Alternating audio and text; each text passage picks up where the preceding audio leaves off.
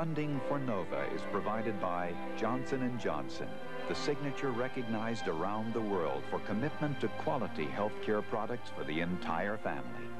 And Lockheed, America's aerospace company, supporting math, science, and engineering education for national technology leadership. Major funding for NOVA is provided by the Corporation for Public Broadcasting and by the financial support of viewers like you.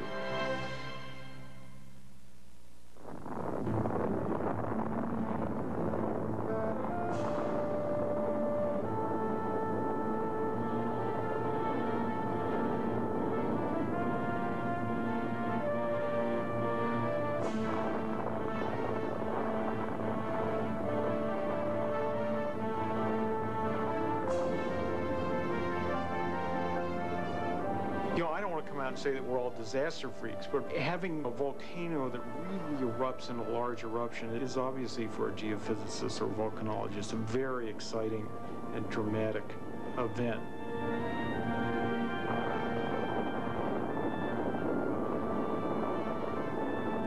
You know, to be right there at the time when waves of ash are coming through and pumice balls are falling on your head, and you know, we're feeling a lot of earthquakes as the caldera is forming and the roof of over the magma chamber is collapsing into the hole, and things like that are really, you know, that's the stuff that really turns us on and gets us very excited about this whole business. And at the same time, Dave Harlow is a seismologist with the United States Geological Survey. Proudest about when one of the world's big volcanoes becomes restless, USGS specialists like Harlow are typically among the first on the scene, and not just because they find it exciting.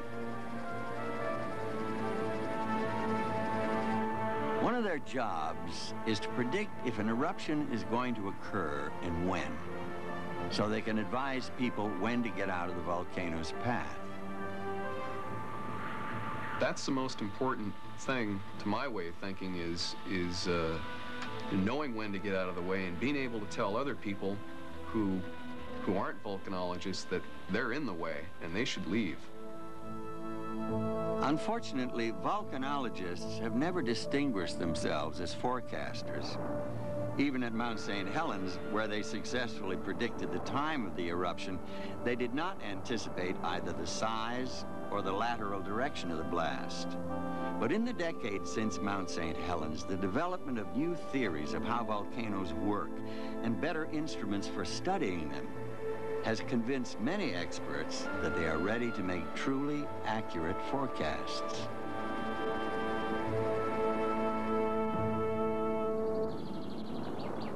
Spring 1991, Mount Pinatubo in the Philippines.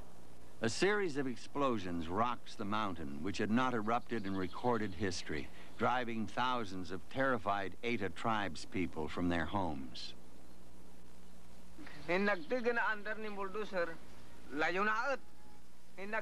There was a rumbling, like a bulldozer, and the earth shook.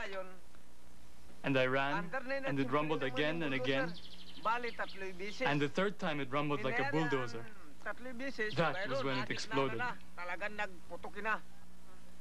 We were splashed with mud from the sky, and we all ran, and I thought it was my time to die. Meanwhile, in Manila, where only a few experts even know that Pinatubo is a volcano, no one is aware of the explosions. That news arrives 2 days later when a nun working with the ETA shows up at PHIVOLCS, the Philippine Institute of Volcanology. After hearing about the explosions, Director Ray Punangbayan immediately orders an aerial survey of Pinatubo. From the air, 3 explosion craters and 4 columns of steam are clearly visible. But the survey team decides there's nothing to worry about. The blasts, they conclude, were simply the mountain letting off steam. But I said, why only now? Why are we having this steam explosion? And they cannot give me any good answer. So Punung Bayan orders a portable seismometer taken to the mountain. In less than 2 days, it records over 400 earthquakes beneath the still steaming summit. Now genuinely concerned, Punung Bayan places a call to friends at the U.S. Geological Survey to ask for help. Worldwide, there are 50 or so volcanic eruptions a year. Because of limited funds, the USGS can send scientists to only a few. But over 10 million people and 2 huge American military bases sit in the shadow of Mount Pinatubo. Subic Bay Naval Station is 25 miles away, and Clark Air Base just 10. Less than 3 weeks after Pinatubo starts showing signs of life, U.S. volcanologists are working alongside Filipinos trying to figure out what's going on under the mountain. 3 possibilities exist, one of which, magma rising from the Earth's crust, could be catastrophic. But is that what's happening? Or is the mountain simply letting off excess steam, which would be insignificant? Or are the earthquakes being produced by tectonic stresses caused by shifting in the Earth's crust? This might cause local damage, but little more.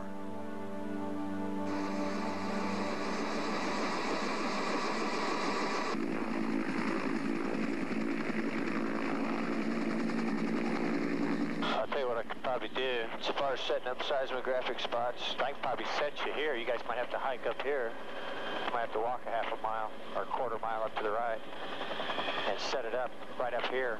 Or from right here, should be line of sight back to Clark.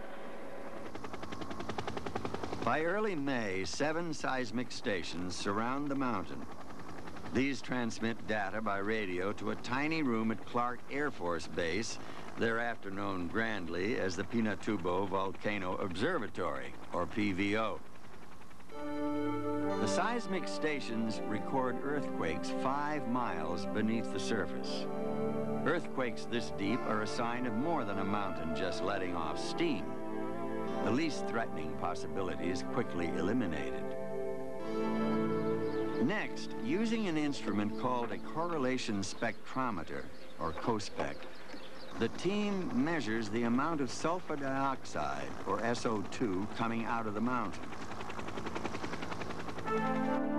If magma, molten rock from deep within the Earth, is rising, SO2 and other gases should be escaping into the atmosphere through cracks in the rock above the magma chamber. The first measurements we got were about 500 tons a day, which is a pretty substantial amount of SO2 to come out. And that increased with each successive measurement until by the end of the month it was 5,000 tons a day, which is a lot of SO2 to be coming out, and we couldn't see any possibility that that was a tectonic phenomenon. It must be magma, and it must be magma rising up underneath the volcano. But is this mountain, which hasn't erupted in hundreds of years, really about to blow? High SO2 levels and seismic activity don't guarantee an eruption. It's not unusual for magma to rise for a while and then stop. And if an eruption is coming, how big will it be? Particularly with a volcano that doesn't have any historic activity, your best guide to what it may do is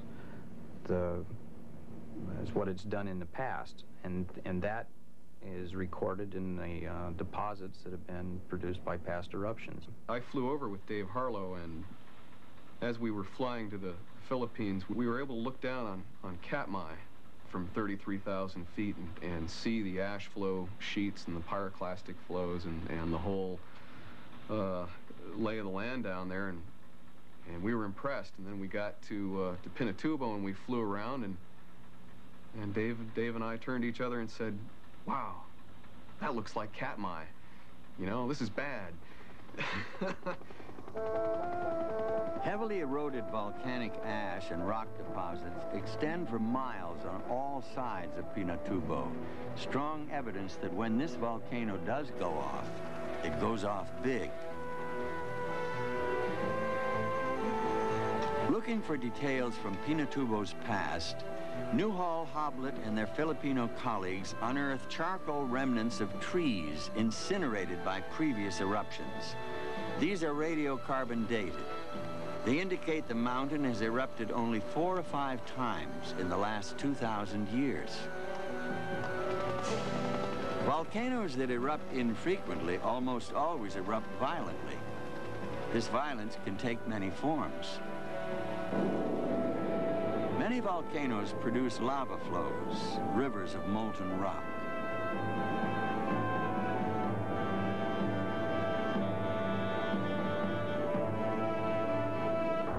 Others eject vast quantities of ash and rock into the air. As this material falls to Earth, it can completely smother the countryside.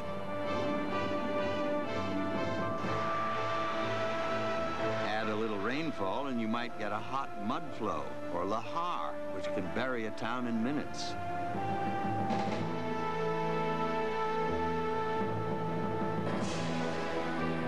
This devastation at Mount St. Helens was caused by a tremendous lateral blast, triggered when a massive landslide weakened the volcano's wall.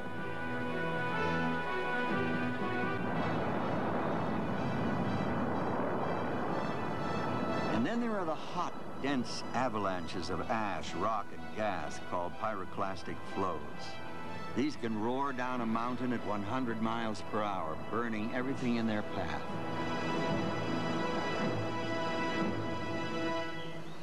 Most of these are possibilities at Pinatubo, though by late May it's still not clear Pinatubo will erupt at all. Geologist Rick Hoblit is a veteran of Mount St. Helens. While in the Philippines, he keeps a detailed diary of life at PVO. Journal entry, 28 May, Tuesday. Up at 05:30, shower, get ready for COSPEC flight in a Huey. Ask Harlow to watch the drums while we're at the crack. Fly past Summit to west side. God, look at the old pyroclastic deposits. Land, grab a few samples of old dome fragments. Fly back to base. Seismicity quiet. 31 May, Friday. Wake up feeling awful. Something bit me on the forehead. Earthquakes today impulsive, small. Low amplitude tremor-like signal at 2 stations in net. Andy says vents showing low vigor, little steam today. Andy and I go to commissary. We're the only people in the place with beards. As we drive around the base, we see a sign for some show called The Last Days of Pompeii. Dinner tonight at Colonel Anderegg's. I sense they would like to be reassured, but we can't tell them it will all go away. Something was going on, but it was in kind of a steady state. The number of earthquakes per day that we were locating ranged between 40 and 150, which is high, but it's not enormous. What was a little bit worrisome is that the locations of those earthquakes were spread over a wide area, some 5 or 6 kilometers in diameter. So the footprint of what was going on was big, and that was of concern to us. Journal entry, 2 June, Sunday. Activity at vent is up. More ash coming out, some puffs to 1,000 feet above the summit. Dave, Andy, John, and I discussed the situation after breakfast. We're not sleeping well because of nerves. Is it possible that a catastrophic eruption could occur with no warning? I think that this is possible. Depressing subject. Not sure what the probability is. My best seat of the pants estimate is something between 1 and 10%. This may be paranoid, but blame it on St. Helens. Journal entry, 3 June, Monday, 1941. A big event comes in, probably an explosion. Harmonic tremor larger than we've seen on all stations. Like so many others, this message from the mountains sparked speculation and debate at PVO. I was talking to Dave, and he says, well, what do you think? And I said, you know, Dave, I think maybe we're witnessing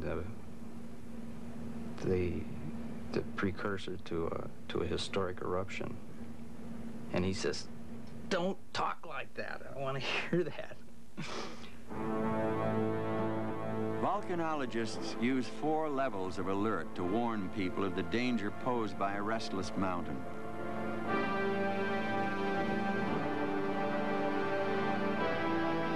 As the likelihood of an eruption grows, the team declares a level 2 alert, and a limited evacuation begins. On June 3rd, Ray Punungbayan orders 20,000 Filipinos living within 6 miles of Pinatubo to evacuate their homes. Meanwhile, on Clark, just 4 miles beyond the level 2 evacuation zone, the crisis facing the base begins to sink in. We had millions of dollars worth of airplanes, helicopters, millions and millions of dollars of supplies. We had about 14,500 or so people to move in short order. All of their belongings are very important to them. Their pets are very important to them. We had a 200-bed hospital, a lot of babies. I have to tell you that if you took all of that and tried to do it in one big bite, it becomes very mind-boggling and obviously just scares the hell out of you. You know, everybody wants to know, well, do we evacuate now? And it's an incredible sort of weight to bear. And all you can do is say, well, we think it's gonna do this. But there's maybe only a 60% probability of that. And people don't want probabilities. They want black and white. Yes, no, it's gonna erupt, it's not. It's gonna be big, it's not. We should move, we shouldn't. It's, that was, for me, the worst part. And I didn't even have that sort of awesome responsibility. That was, you know, Dave Harlow and Rick Hoblit. And stress load was intense.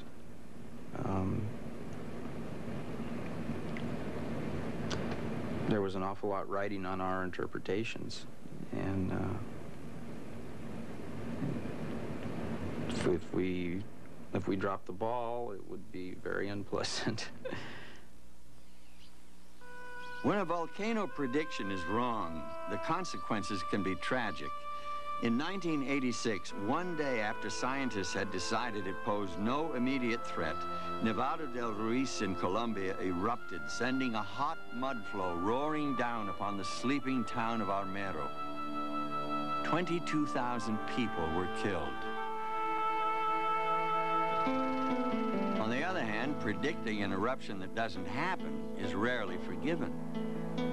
In 1982, USGS volcanologists issued warnings affecting the resort community of Mammoth Lakes, California. When nothing happened, townspeople concerned about lost tourist dollars and threatened property values reacted with anger. Scientists' lives were threatened, and bitter feelings have persisted for years. No one at PVO wanted to relive either of these experiences. I don't think any of us were sleeping very well. I certainly was not sleeping very well during this period. It was a kind of thing where the volcano then picked up and just, it was a sense that this thing was really grinding away on you personally. It was, you know, an adversary in this particular case where we had to get it right and make the forecast. Journal entry, 5 June, Friday. Seismicity has changed. We're now getting more quakes under the vent rather than to the northwest. We're also getting many B-type events. Today's COSPEC is 260 tons per day. Very low. Bad news. System is not degassing. More discussion about going to alert level 3. Andy Ewart and I leaning toward a 3. Harlow not quite there yet. PJ says if we do go to a 3, the Filipinos will expect an eruption in 2 weeks, meaning we only have one chance before we lose credibility.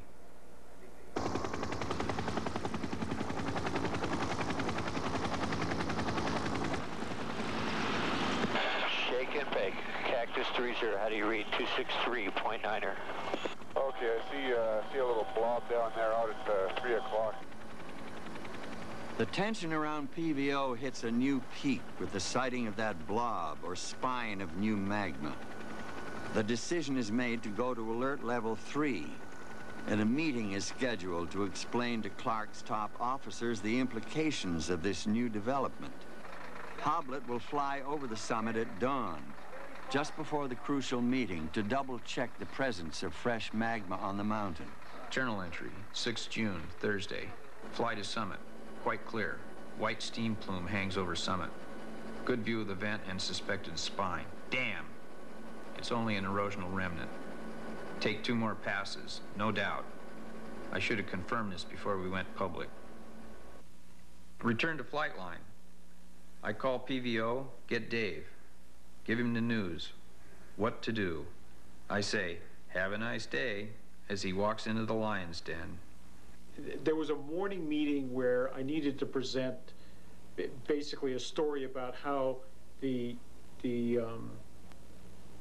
volcano was increasing in activity, but by the time that I went into the meeting, the activity had decreased, and I said that, sort of swallowed my words, that I had made this announcement that things were going on. In fact, they were not. Journal entry, 6 June, Thursday. Dave was in a bad spot during the briefing. Shit happens. Gotta slough it off. When I returned back to our observatory from the meeting, our normal background activity went from something like this to something like this. And here I just finished telling everybody that this thing was not as active as we thought it was, and here it was cranking out. And part of the drama is like, now do I rush back over there and tell everybody, no, the thing's cranking up again, or is this another one of these little fluctuations, and if I wait it out long enough, it's going to go away? Well, it turned out that it didn't go away and didn't go away, and basically I was holding my breath. And about in here, where you can see all of this, the activity is, the earthquakes are getting bigger and bigger and more frequency, and the background noise is picking up. That's when I cracked. I just couldn't take it any longer. I called them again and said that this thing is really now cranking up. And we need to be really concerned about this. And by the time somebody came over, it was now back down to background level again. It was an incredible roller coaster. I think Hoblit described it as riding the tiger. For periods of hours, the volcano was looking like it was gonna, go totally non-linear and erupt, and we would not be at a high enough level of alert. And at other times, the volcano would be fairly quiescent, and just after we'd gone to a higher level of alert, we'd say, "Oh no, what did we do? Are we jerking these people around, the military and the Philippine government, just what's going on?" Journal entry, 7 June, Friday. At 1522, continuous or nearly continuous earthquakes on Ubo. Pi SM peaks at 3 to 4 hertz. Can't reach Ray by phone. Send fax, warning of increase. Dave says he's about to call a 4, based on amplitude, continuity of seismicity. Colonel Grimes says, once you declare a 4, the end of the world happens. Dave makes the declaration. Alert level 4 means an eruption could come within 48 hours. Ray Punungbayan orders the evacuation of everyone within 12 miles of the mountain. 120,000 people leave their homes for temporary evacuation centers. At Clark, now well within the evacuation zone, General Studer knows his people are not yet ready to leave. He is well aware a premature evacuation could cause dangerous panic.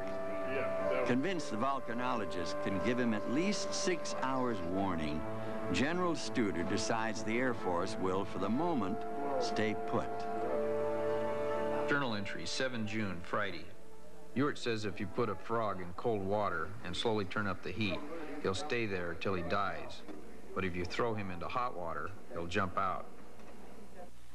If someone had just plunked us down in this situation on June 7th, we would have run screaming from the area or something, you know, because you look at something and you say, wow, it's really obvious that that it's getting hot here, and then we should leave. Whereas if you're sort of slowly working into the situation, you say, yeah, it's a little worse than yesterday, but we made it through yesterday and we're still here, and well, we can probably stay a little longer. There's, you know, you get familiarity breeds contempt or something, and you get used to the situation. You begin to think that, you know, maybe you're going to be luckier than you are. Perhaps this kind of overconfidence is what led to tragedy in Japan earlier that same week. Through the spring, magma had been rising beneath Mount Unzen. By late May, molten rock was visible through cracks on the mountain's summit.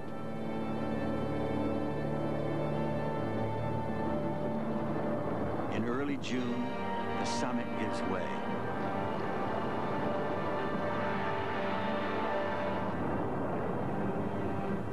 For a while, the resulting pyroclastic flows behave exactly as expected. So a group of volcanologists and journalists move in for a closer look.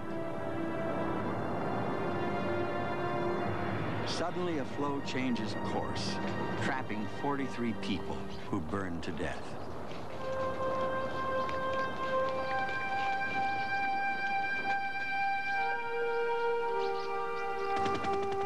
Journal entry, 8 June, Saturday, 07:51.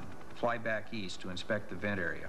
If that's coming up out of the ground, we got a serious problem. Well, do you want us to keep flying around looking at it, or?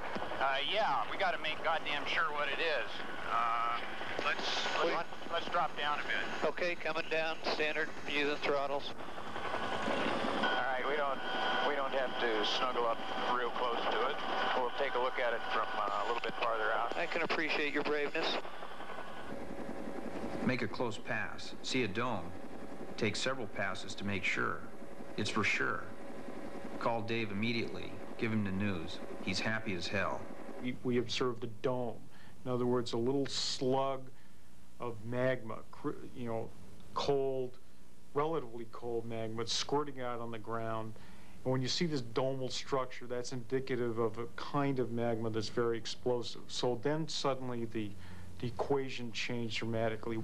The stuff that came out on the ground, although none of us cared to walk up and whack off a sample of this stuff, looked and for all intents and purposes was the same stuff. I mean, the ash samples indicated it's the same stuff that, you know, had come out previously, been erupted previously in these huge pyroclastic flow sheets. And at that time, we began to become very concerned. On June 8th and 9th, General Studer goes with Rick Hoblit on his surveillance flights over the volcano. You have the sound of the helicopter, which is that thump, thump, thump that all of us remember from Southeast Asia. The doors are open, you know, you hear the wind, and you see how big it is, and you're so close to it, you feel like you could reach out and touch it, but you're afraid that if you did, it'd burn your hand. There was no doubt that there was something going on underneath this ground, and that it wasn't happy. It was not a happy camper. On the morning of June 10th, General Studer orders a full evacuation of Clark, leaving behind only a 1,500-person security force. The top priority for Clark officials this morning was getting people safely out of the area. Staging areas were set up on the Clark flight line to make the evacuation of over 14,000 people as smooth as possible. There you go. Have a safe trip. Thank you. We just got here 12 days ago. They didn't tell us we were going to do this. Now we're on vacation. Iceberg. You have a good day. Thank you. Bye-bye, kids.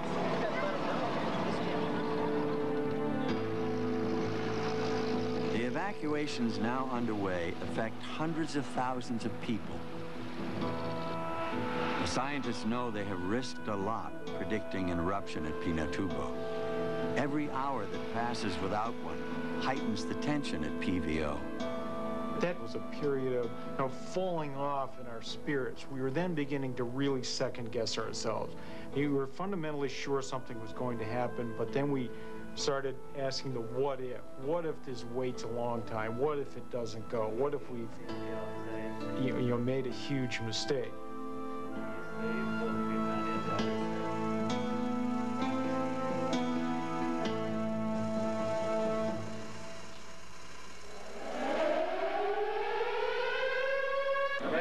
That is true in the extreme upper level. It's currently about 65, and we just watched it go boom almost right off of our skull. Yeah, that's true. Is the alarm going off? Are we being evacuated?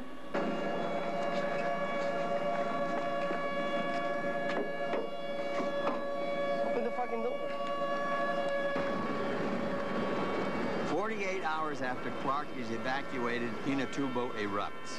All remaining personnel hastily retreat to the far side of the base. Hey, I was up at the wall, and I got the heck out. I seen that thing started going, and I was gone. I think my underwear is about 2.5 miles that way. Straight up, yeah, about this fast. Did you hear any sound or anything?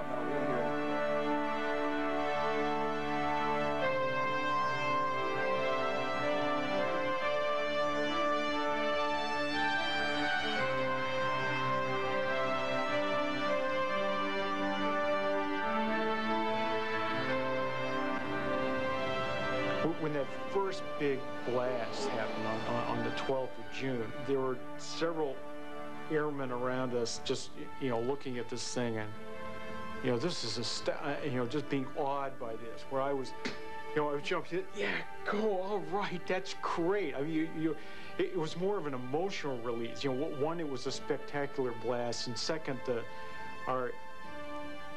what we had been saying was right on about the volcano, that we had really nailed it, and there was a lot of excitement about that.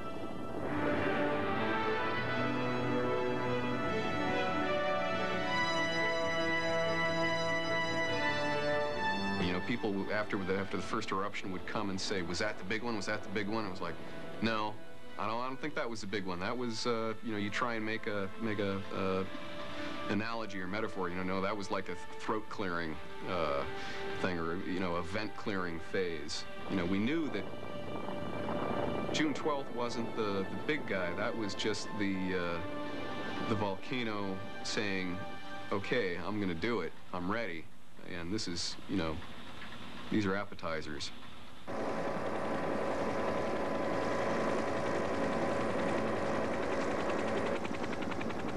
This first eruption covers the once green area near the summit with a thick blanket of gray ash. And there's lots more where that came from.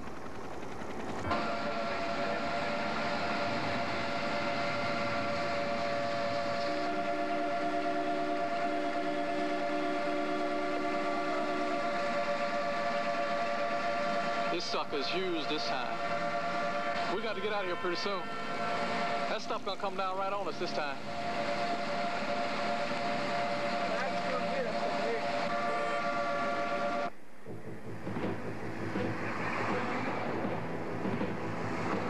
Appetizer-scale eruptions and accompanying retreats to the far side of the base continue day and night for the next 48 hours.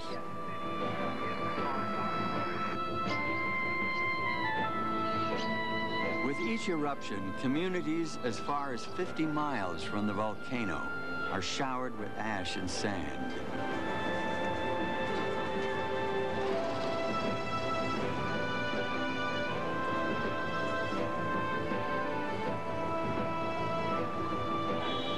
While all this is going on, a major typhoon is heading straight for the central Philippines. It will reach the Pinatubo area within the next 36 hours. Journal entry, 14 June, Friday. Been here 19 days, I think. Seems like forever. 0645. Call Ewart, ask what's happening. He says it's still rocking and rolling. Wonders what's keeping the lid on. 2100. Dave calls a meeting. It doesn't work. People are too beat. 2217. Go to bed, exhausted.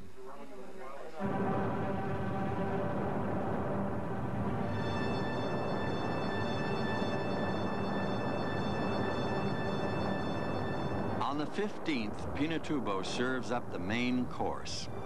From 2 a.m. on, there is a continuous eruption, punctuated by massive explosions that send ash 100,000 feet into the air.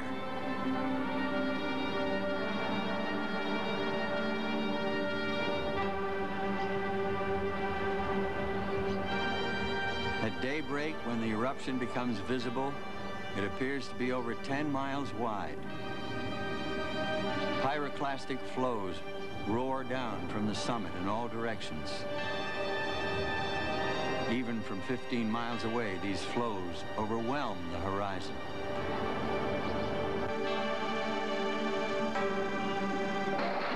Somebody give me the date and time. June 15th, Saturday, 0600. This is the largest one we had so far. The 6 a.m. explosion is the 5th of the morning. It is large enough to create lightning as part of its own weather system. At 6:30, rain from the leading edge of Typhoon Yunya hits the area. General Studer calls it quits. He orders all remaining personnel to abandon the base. 0720, essentially monochromatic 1 Hz tremor, rail to rail. 0725, pack our stuff and split. We're the last ones out. We got down the road 5 miles, and we decided that we had been lacking in courage and proper, objective viewpoint. That things weren't really that bad. Can you tell us what the situation is like now? Yeah, we've had a big eruption, and we're been discussing what to do, and we expect to come back right now. And so we returned to the base and got our equipment all going again and started looking at these eruptions. And by that time, the eruptions were having, with increasing frequency, there was a low-level wind shear from this typhoon that was blowing ash right over Clark Air Base and where we were. So there were periods of 15 or 20 minutes when it was just dark. It's like the middle of the night. It was raining. It was raining pieces of pumice that ranged inside from 2 or 3 inches to 5 or 6 inches big. Those kinds of things were coming down, and if you went outside, they came down on you. But the biggest thing was you could not see, you could not hear, and what you could see was scaring the hell out of you. I suppose the best way of describing it is that events were biblical. We've gotten this, it's a little bit larger than ash is what's falling right now from Mount Pinatubo, which has been erupting steadily all afternoon. We've also had a number of earthquakes and even some thunderstorms on a wild afternoon in the Philippines. At about 15 minutes of 2, about 1:45 in the afternoon, there was just a blast as we stood, and we just watched our instruments for half an hour, and they were just pegged. In other words, they're just going as hard as they could. And then finally, our instrument sites between the mountain and Clark Air Base just ceased to function. When we lost the instruments, the last instruments up close to the volcano, our thought was that there were probably knocked out by pyroclastic flows. And of course, there was a possibility that they could have been moving towards us. Because of that, some people moved to the center of the building for a while.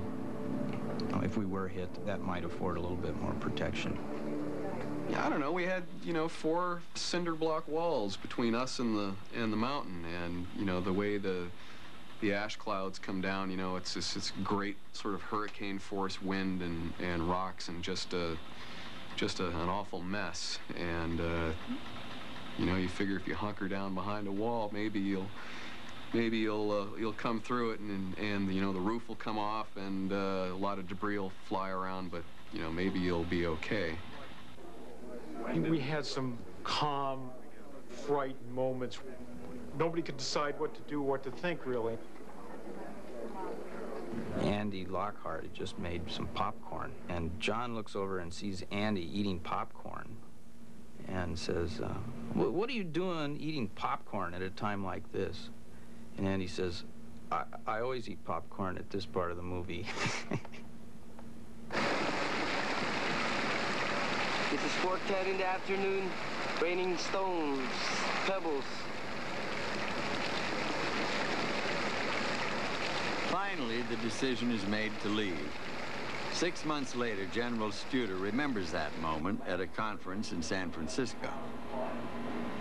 What led me to make the decision on the 15th of June to get the last 30 or so of us out of Clark and head up toward the agricultural college was a guy by the name of Andy who ran past me saying, "General, you better put jam in your pockets because we're all about to be toast."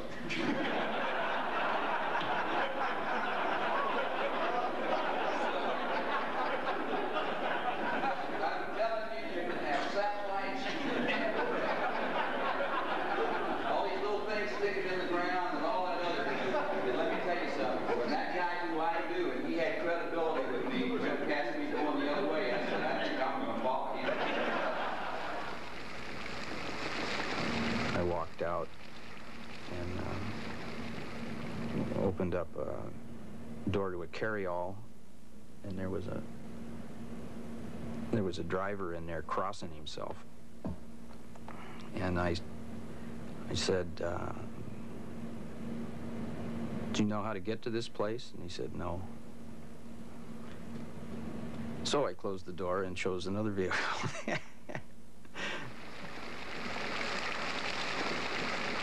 Pitch darkness, raining mud, pumice balls that size bouncing off the car, and by that time it was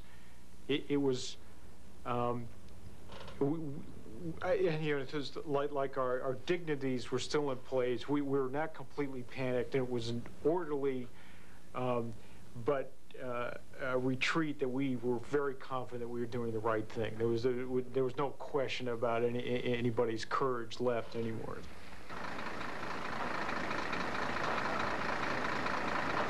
I don't regret leaving at all, and I think if I was put in that situation again, I might have left sooner. No, I don't regret leaving at all. It was a huge eruption, and I think just psychologically, I was just happy to get away, to go anywhere else, as long as it was away from where that eruption was happening. I think if I'd still been on the base and I'd started feeling these earthquakes, I don't know, I might have come unglued. As it was, it was a week of almost no sleep and incredible stress, and then to have this sort of constant earthquake activity was unnerving. As it turned out, some of us had the best sleep we'd had in a week that night, being rocked to sleep by these things and knowing that we were away from, well, we were a little bit further away. We didn't know if we were far enough away, but we were, it was just important to leave. And if I'd been on base when that seismicity kicked in, I don't know, it would have been bad. Thanks to the prediction, virtually everyone within 15 miles of Pinatubo was evacuated before the cataclysmic eruption. But the huge blast, coupled with the typhoon, spreads devastation far beyond the evacuation zone.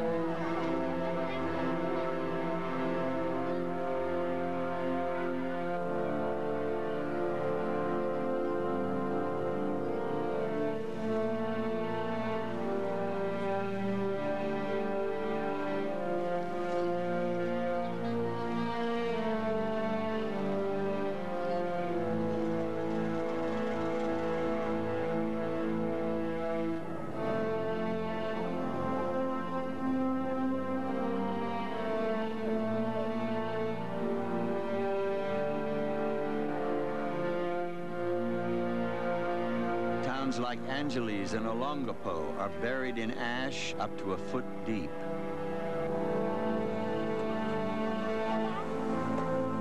Innumerable roofs collapse under the weight of rain-soaked ash and the near-constant shaking from earthquakes. While tens of thousands of Filipinos suffer in the aftermath of Pinatubo, the evacuation has kept the death toll to under 500.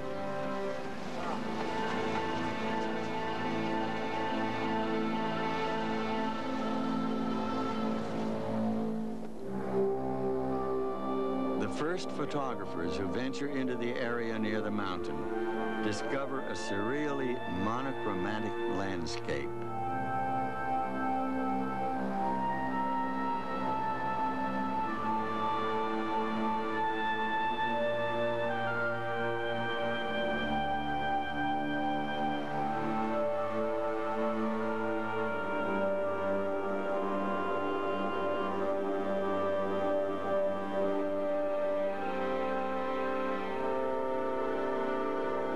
Even miles from the summit, the countryside is blanketed with ash.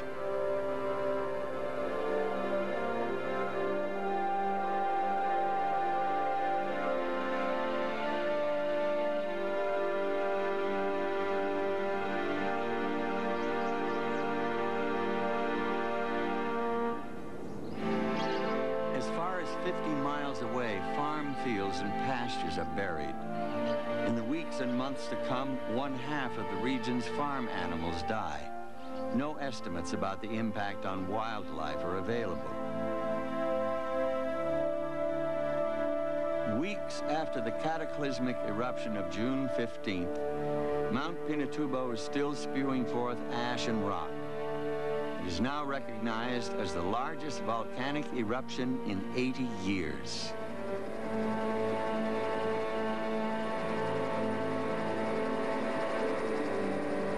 The total volume of products produced by the eruption can only be broadly estimated. It's somewhere in the neighborhood of 5 to maybe 8 cubic kilometers of ash deposits of various kinds. And it's approximately, in order of magnitude, roughly 10 times the size of the Mount St. Helens eruption in 1980. Driven by atmospheric winds, material from Mount Pinatubo circles the globe within weeks. It will remain in the atmosphere for years, filtering out enough sunlight to reduce average global temperatures for more than a full degree for up to 5 years. For the Filipinos, however, there are immediate problems to deal with.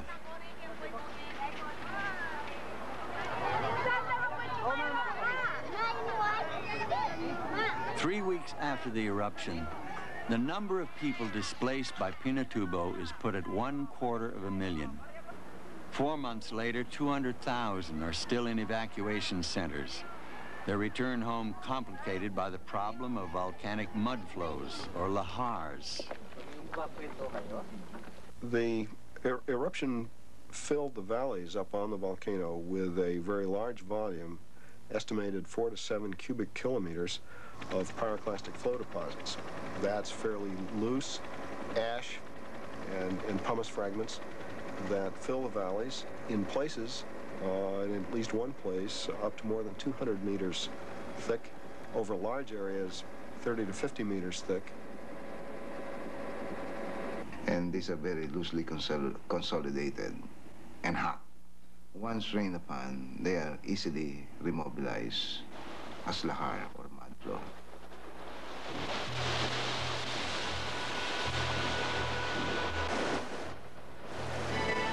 They come down the slope at a rate of about 15 to 20 kilometers, and the density is about equivalent to that of the flowing concrete.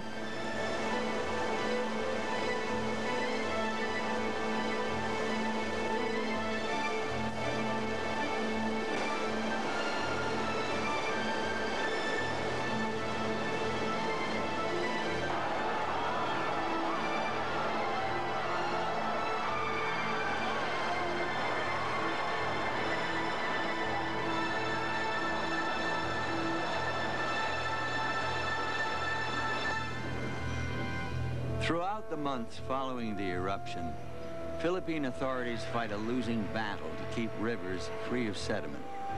Once the channels are filled in, every new lahar results in widespread flooding.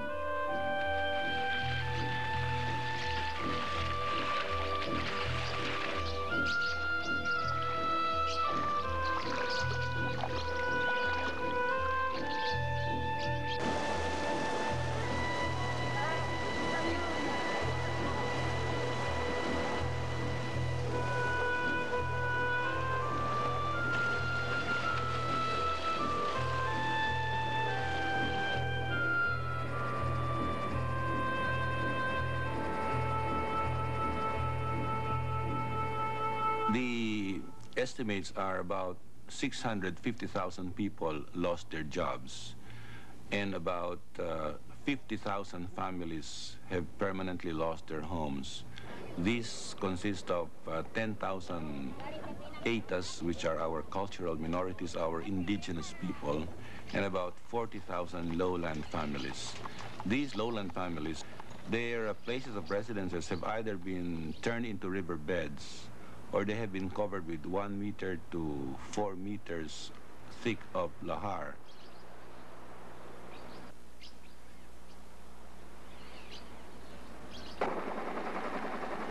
The damage at Clark was so extensive, the Air Force decided not to rebuild the base.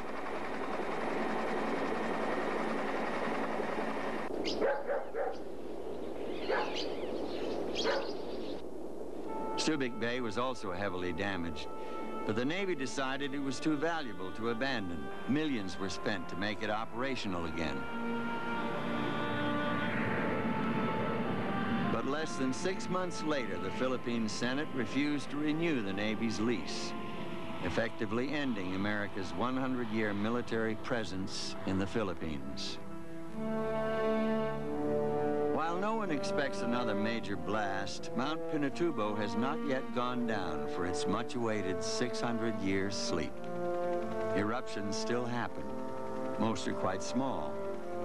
But some have required the evacuation of tens of thousands of Filipinos, and there has been loss of life. Property damage caused by mud flows may continue for a decade.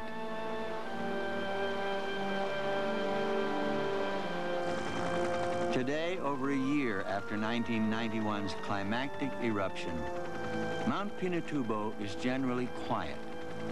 Its huge new crater and lake serve as a powerful reminder of the violent potential of the natural world. For the scientists who had successfully predicted the eruption and helped save thousands of lives, there was real satisfaction, tinged perhaps with just a touch of melancholy. It's kind of strange because you know, I'm 33 and I've had this incredible experience, and you got to kind of wonder, okay, well, you know, what do you do for an encore? What else? What do you go to that's bigger, you know?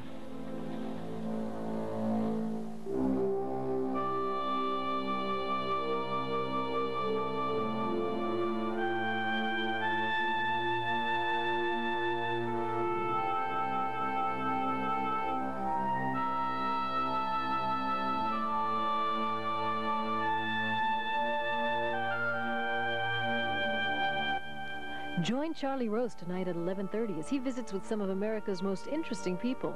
But now stay tuned as Frontline looks at why the FBI allowed the mob to operate unchallenged for over 20 years on the secret file on J. Edgar Hoover, next here on Channel 2.